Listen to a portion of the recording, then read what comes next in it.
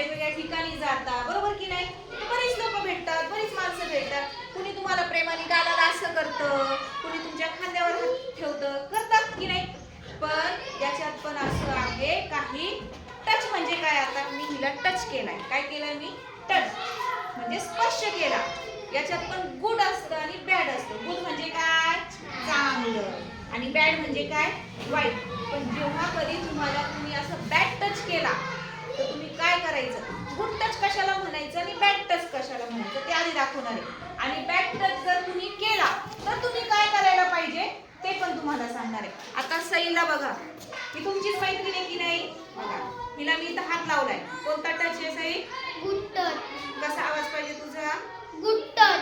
कसा आवाज कसा टच आहे? गुड. आता इथून मी खाली हात घेतला, बॅड टच. हात आणि बॅड टच म्हटल्याबरोबर काय करायचंय तुम्ही? समोरच्याचे हात काय करायचे? बाजूला फेकून द्यायचे. Bad touch. काय होता तो? बॅड टच होता. इथं हात कुणाला लावू द्यायचा नाही. तुमच्या गालाला जर तुम्ही काय उंची घेतली, हा काय आहे? Good touch. तुम्ही तुमच्या गालाला नुसतं असं करायला लागलं तर बॅड टच. Bad touch. आता बघा, हा सईला मी असं भेटतीये, हा काय झाला? Good touch. आणि आता तिलाच भेटून मी तिच्या इथं हात लावलाय. Bad touch. काय आहे तो? इथं कुणाला हात लावू द्यायचा का? इथं केलंय मी आता.